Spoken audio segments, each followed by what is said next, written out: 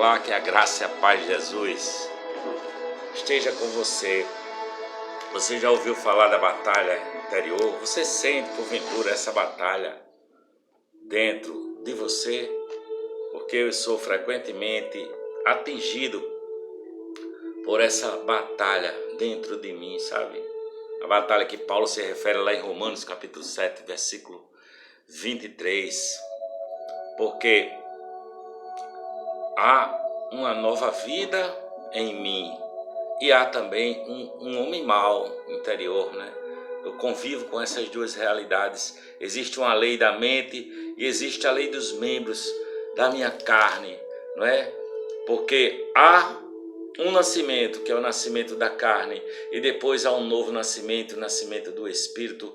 Mas a carne é inimiga de Deus, e quem se orienta na vida só direcionado pela carne, não pode ser amigo de Deus, não pode entender nada, porque ele só anda com a velha natureza, não é? Porque o pecado, ele não está completamente destruído dentro de nós, sabe? Nunca. Nós devemos lutar, nós devemos vencê-lo, porque é com a semente viva e incorruptível, que é a palavra de Deus, que é o Espírito de Jesus Cristo, é que nós vamos aspirando essa realidade nova, essa realidade de vida que se deleita na lei de Deus, não é? Essa realidade que vai aspirando a realidade do céu. A vida dupla é um conflito diário. A gente se reconcilia com o Senhor, mas a gente entra num combate, num conflito, para chegar a um tempo de contemplação, quando se aproxima aquela cidade celestial, né? A nova natureza, ela é como se fosse um novo trono assim em nosso coração, sabe? A velha natureza tenta recuperar o seu domínio, mas a carne, nós precisamos fazer com que a carne descanse na cova. Se o sujeito é um ímpio, ele não anda conforme o Espírito de Jesus Cristo, não conhece esse conflito interno, né? Mas quem conhece sabe que ele existe e diz assim como Paulo: miserável homem que eu sou, quem me livrará do corpo dessa morte? A graça de Deus permanece mesmo nesse conflito interno, nesse conflito em que eu vejo nos meus membros outra lei, né? O cristão odeia o pecado, aborrece o pecado, mas enfrenta a tentação que quer levar você para o cativeiro, quer tirar sua alegria, né? Porque os meus pensamentos são livres, e se eu não tiver cuidado com o que pensar, e a liberdade do meu pensamento vai impedir a nossa comunhão com Deus. Porque o Espírito está pronto, como diz a palavra, mas a carne é fraca. Ponhamos então nosso olho bem aberto em Jesus Cristo. É Ele que nos livrará do corpo dessa morte, graças a Deus por Jesus Cristo, nosso Senhor.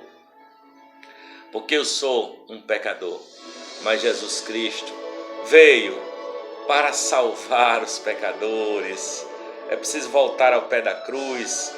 Cristo nos dá a vitória eterna, Ele nos deu a vida eterna, Ele nos deu uma paz que excede a qualquer coisa. Há uma plenitude em Cristo que nos habita. A palavra diz que Cristo levará o seu povo para a cidade celestial, sabe?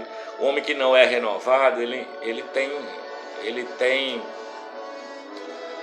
tem uma natureza só. Não há. A palavra diz que não há quem faça o bem, não há nenhum sequer. É esse homem não renovado, sem uma nova natureza. Mas a nova natureza é quando o Espírito Santo entra nele, sabe? Há um Espírito elevado, um Espírito Santo. Ainda o homem é duplo, há o conflito das duas naturezas dentro dele, né? O corpo desta morte, o corpo do pecado ainda está ali, mas Deus o crucifica juntamente com Cristo, na cruz de Cristo, não é? Mas o pecado está em mim, assim como um bicho de pé, ele está em mim, ele incomoda, sabe? Mas há uma vida nova que o Espírito Santo colocou dentro de mim, sabe?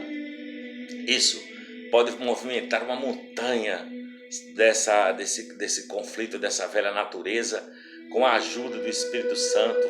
Eu sei que a velha natureza é má, mas ela pode ser transformada. A nova vida não pode pecar, porque é nascida de Deus, né? Há uma nova natureza, é uma natureza divina, é uma natureza santa, é uma natureza pura, é uma natureza impecável. O mal quer jogá-lo para fora, né? Mas a nova natureza quer expulsar o mal desta casa. O velho Adão estará conosco até o fim da nossa existência, mas Deus Pai nos ajudará, sabe? Jesus Cristo nos ajuda com o seu sangue, aquele sangue que foi vertido antes da fundação do mundo, para nos fazer mais do que vencedores. E o Espírito Santo, o Consolador, vem para fazer um domínio luminoso, expulsar toda a treva, todo Satanás, a carne e o mundo.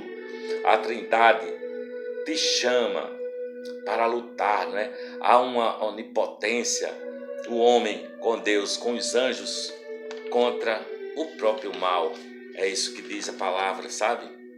Por isso que o apóstolo Paulo diz assim: miserável homem que eu sou, quem me livrará do corpo desta morte?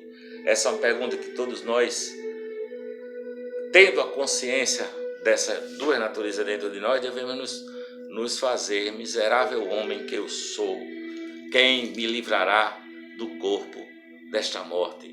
Para logo em seguida o apóstolo dizer assim: eu dou graças a Deus por Jesus Cristo nosso Senhor. Essa é a graça, essa é a libertação.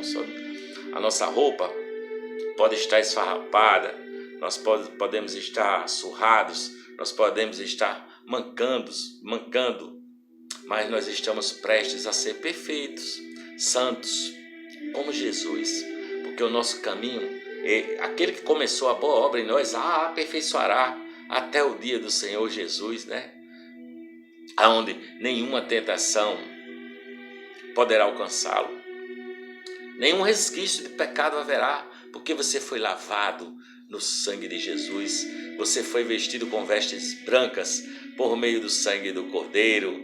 Por isso que eu digo assim como Paulo: graças a Deus a nosso Senhor Jesus Cristo, porque Ele nos livra do pecado, nos livra da morte, nos livra do corpo dessa morte, nos liberta da tentação e nos conduz a um caminho estreito, não é? É como quem constrói a sua casa sobre uma rocha e pode vir tempestade, pode vir os ventos, pode as águas dos rios transbordarem, mas a casa foi construída sobre a rocha e a rocha é Jesus de Nazaré e ela não cairá. Ao contrário de quem vive entregue à sua própria natureza, sem achar nenhuma consequência na vida, não é? Sem achar que não tem consequência, vai vivendo de qualquer maneira, se entregando ao seu próprio pecado. Esse é como quem constrói a casa na areia e vem os ventos e vem as tempestades e os rios transbordam e dão sobre aquela casa e é grande a sua queda, muito grande a sua queda.